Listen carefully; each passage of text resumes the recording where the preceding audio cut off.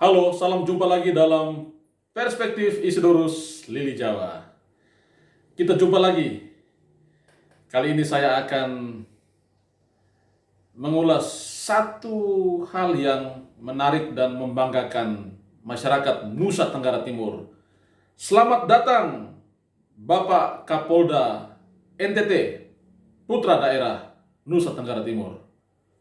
Ya, saudara-saudara, beberapa hari yang lalu Kapolri Jenderal Polisi Listio Sigit Prabowo telah mengeluarkan telegram yang isinya berkaitan dengan rotasi sejumlah Kapolda di Indonesia.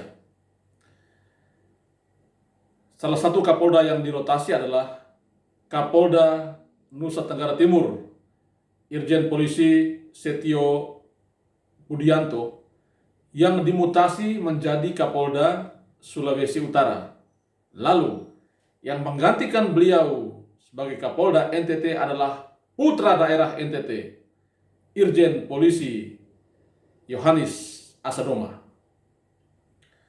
Saya melihat dari berbagai platform sosial media ada antusiasme yang luar biasa dari publik NTT berkait dengan hadirnya Putra Daerah NTT menjadi Kapolda di Nusa Tenggara Timur. Tentu antusiasme ini adalah ekspektasi sekaligus harapan luar biasa dari masyarakat Nusa Tenggara Timur bahwa salah seorang putra terbaiknya datang dan mengabdi di Nusa Tenggara Timur sebagai Kapolda. Ini luar biasa. Dan tentu kita memberikan apresiasi atas penugasan Kapolri dan mengucapkan selamat datang kepada Bapak Joni Asadoma di kampung halaman di tanah kelahiran Nusa Tenggara Timur ini untuk mengabdi, mengayomi rakyat sebagai Kepala Polisi Daerah Nusa Tenggara Timur. Nah, rotasi sejumlah Kapolda, termasuk Kapolda NTT kali ini tentu memiliki makna tersendiri bagi publik. Ya. Saya melihatnya dari beberapa perspektif ini. Yang pertama, rotasi sejumlah Kapolda termasuk Kapolda NTT ini justru di tengah merosotnya kepercayaan publik terhadap institusi kepolisian Republik Indonesia yang menyebabkan jatuhnya, merosotnya kepercayaan publik itu berkaitan dengan kasus yang sedang melilit tubuh Kepolisian Republik Indonesia saat ini, seperti kasus Sambo dan yang terakhir lagi adalah kasus Teddy Minahasa. Ini tamparan keras sekaligus mencoreng wajah Kepolisian Republik Indonesia. Karena itu, kehadiran para Kapolda baru adalah harapan untuk bagaimana membenahi institusi kepolisian di daerah masing-masing, sekaligus juga menumbuhkan trust, kepercayaan publik terhadap institusi kepolisian ini. Nah, berkaitan dengan Kapolda Nusa Tenggara Timur, tentu ada banyak hal yang dititipkan oleh rakyat NTT terhadap Bapak Joni Asadoma. Tetapi saya coba menguraikan beberapa catatan yang juga menjadi pekerjaan rumah bagi Bapak Kapolda yang baru ini. Yang pertama, ya, kita tahu bahwa ada kasus yang sempat menyeruak beberapa waktu lalu berkaitan dengan penerimaan calon taruna-taruni Akpol tahun lalu, ya. Kurang lebih ada 6 atau 7 taruna-taruni Akpol itu justru berasal dari luar NTT. Mereka menggunakan jatah, menggunakan kuota milik putra-putri daerah NTT. Ini hal yang miris, ya, memprihatinkan dan menyedihkan, seolah-olah tidak ada polisi-polisi putra daerah NTT yang bisa, yang mampu untuk mengisi jatah atau kuota tersebut. Lalu putra-putra dari luar NTT justru yang mengisi posisi-posisi itu. Nah, kita harapkan dengan hadirnya Bapak Kapolda NTT, putra daerah NTT, ya, jatah taruna-taruni Akpol setiap tahun itu harus diisi oleh putra-putri polisi daerah NTT. Ya. Kita anak NTT mampu, kita anak NTT bisa berkualitas. Ya, karena itu berilah kesempatan yang adil kepada putra-putri daerah NTT untuk memanfaatkan peluang itu.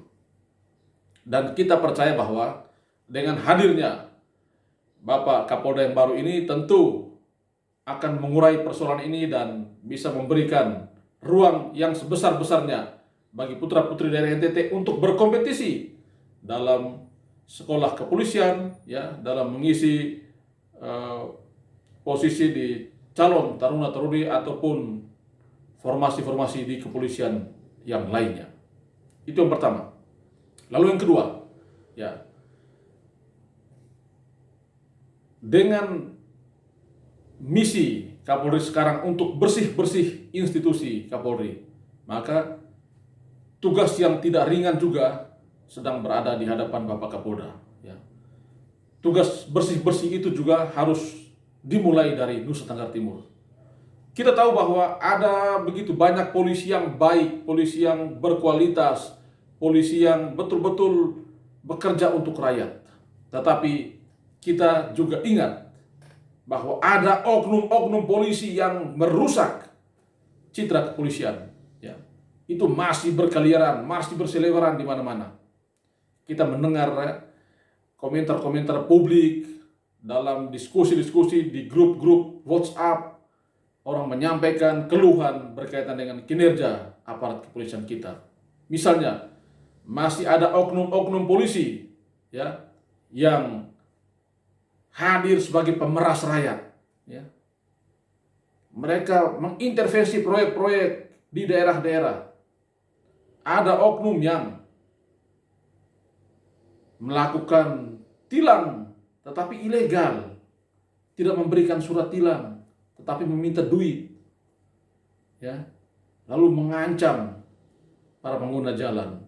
Itu masih sering terjadi. Masih ada oknum-oknum polisi yang seperti itu. Masih ada oknum-oknum polisi yang melakukan aksi-aksi yang memalukan, ya, melakukan kekerasan dalam rumah tangga, menjadi maklar kasus, dan masih banyak persoalan lainnya yang melibatkan aparat kepolisian kita.